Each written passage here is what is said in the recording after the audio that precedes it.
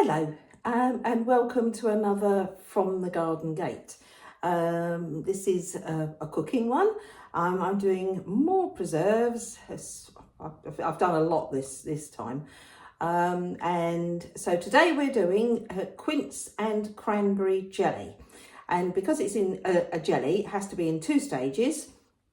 So the first one is actually just cooking the fruit down and making a lot of pulp really, and then I'll put them in the jelly bag and then they'll be dripping overnight, and then hopefully, fingers crossed, we'll have about a litre of fluid from it, and then tomorrow I'll do the second part. So I'm filming this today. This is the first part, and there's a couple of things I've changed with this. Now, one of them is the fact I've done my hair, so I look decent for once. And the other one I wanted just to show you is the t-shirt. Now this is, I kept promising I would do a video with this t-shirt on, and this is a t-shirt of James Delarre and Saul Roses. So, and they are on tour from, I believe, this Wednesday. It might be previous to that. I'll try and put a link on in the comments. So you can follow them as well. Wonderful. They'll have real fun. They're going all over the country, right up to Scotland.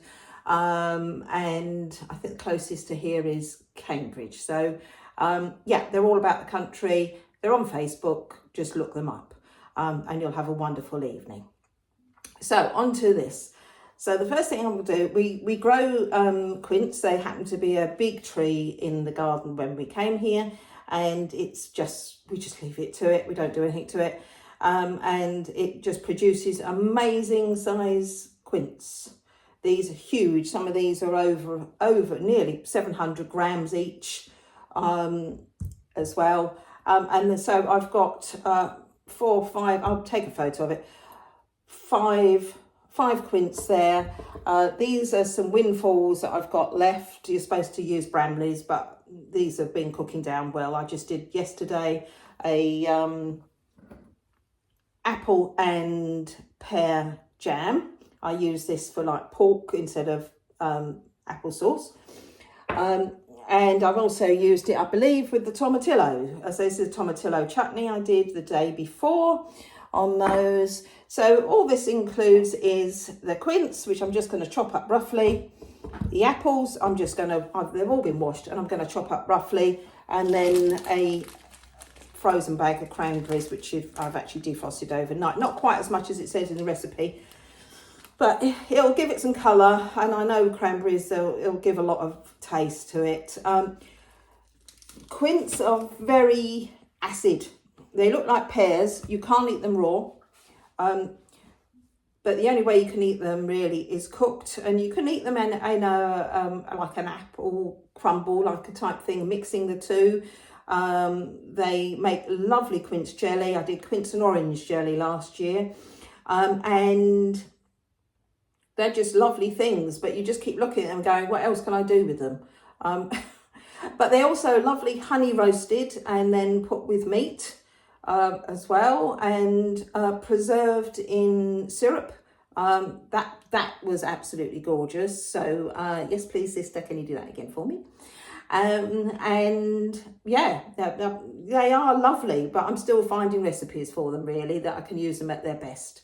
So I'll do this. I'm going to chop these up roughly. I'll show you. You might not want to see the process, but I might film it, and I'll show you the whole process. So here we are then. This is all the fruit we've got. We've got the apples and the quince and the cranberries and the great big muslin pan that's going to go on the agar, and a decent knife, which is really what you need, because the quince are really quite hard to cut up. So I don't need to peel or discard anything. I literally just chop them all up. So I'm going to do that now. Now, I've been doing this now 3 years, and I do tend to, even though it says don't bother discarding anything, I do tend to get rid of the ends, and also because this is often a bit, I have scrubbed these with a vegetable scrubbing. So I'm gonna say I might get rid of the end of there, but you'll see how hard these actually are. And there we are. That's the inside. It's a bit like a pear. You've only got a little tiny bit there, and it's an amazing thing because it's got so full of tannins. It just starts going brown before your very eyes. So don't panic if it does that. It is absolutely fine. So the idea is to quickly do this. And there. And that's going in my beautiful muslin pan. So that's that. I'm going to chop that end there. We'll just have a look at that. You see, look, even chopping that up, you end up with a little black bit. And I'm sorry, I know it says, you know, you can do everything, but I'm just worried about might be the odd insect we don't know lurking in there. So I'm just going to get rid of that bit. Dig that out.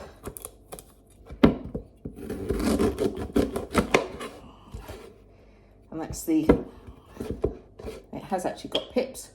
I've never grown any, actually. It'd be quite nice. Quite nice to have a go. There we go, it's gardening me.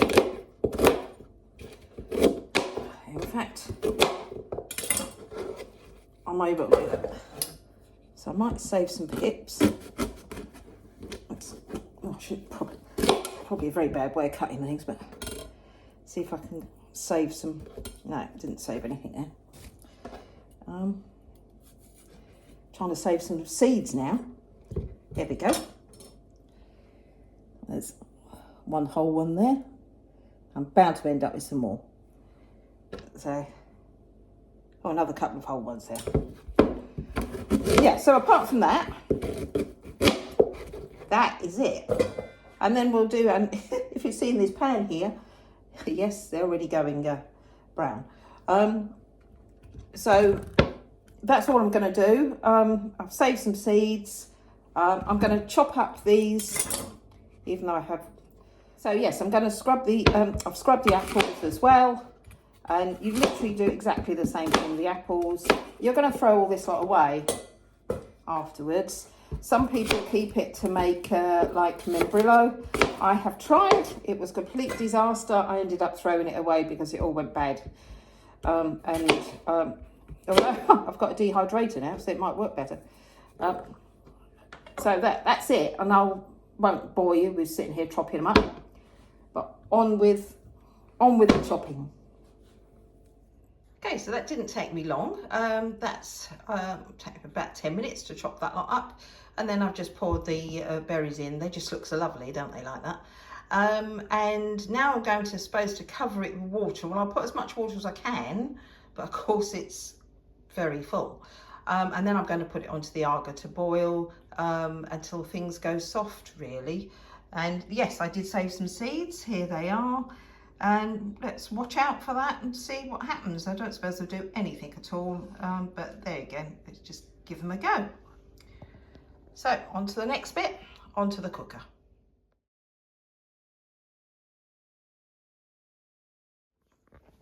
So here we are, it's on the agar. It's a lovely thing, this. I do like it. I've got some water in it, and when it gets going, I'll push it all down a bit and then we'll get it to boiling, and then I'll just slap the lid on it for a while. So we've been half an hour with the muslin pan on the agar. It took quite a while to get it up to heat, but it's now settled down to a nice little simmer, and they're already starting to break down. So it'll be about another 40 minutes, something like that. Do you like my sheep earrings? Well, hello again. So here we are, the next stage. This is the last one for today, and then this will drip overnight. But anyway, I'll go through that in a minute. So this has been on, actually it's been on for about an hour and a half, to be honest, just simmering. It hasn't done a lot of boiling. It started boiling, then I've put it onto a simmer. I've set up my jelly bag. Don't use this very often. I never trust the thing. And this is the only bowl that fits under it. Luckily, it matches. So there you go. So I've got my patent little scoop. in here, and I'm just going to, this is a bit, I always panic really, but there you go. It's all going to end up on the floor or whatever. So here we go, doing this live now. I hope you appreciate it. There we are, it's all in there, all mixed up. There we go. The bowl's not exactly even on there. And I'll show you it going through in a second. Let's get some in here. It's looking a good colour for when we start. So this always looks a bit sort of like, is this going to work? But yeah, I think it's going to work. So we just pile everything in. You're not supposed to push it down. That's because it releases the pectin, and it just goes to like concrete. It just goes to a jelly. So you just keep pouring it in there until hopefully it holds everything. And I'll give it a little shifty. I don't know why it's looking so skew-whiffy, but never mind, it looks good. So I'm not going to panic too much. And it said only to do it for an hour, but I thought, well, it's not really going to make a lot of difference. The idea is to get the juice out of the fruit and nothing else really. So so here we go, that's all the fruit in there. You can still see it's boiling hot. I've done probably 3/4 of it, and there it is coming out of there. So I think it's going to be a nice rosy colour. Can't really tell with a red bowl, which is a bit unfortunate, but there you go. So that's how it works. So that's the jelly bag, and that's it. So I'll carry on doing that till it's full.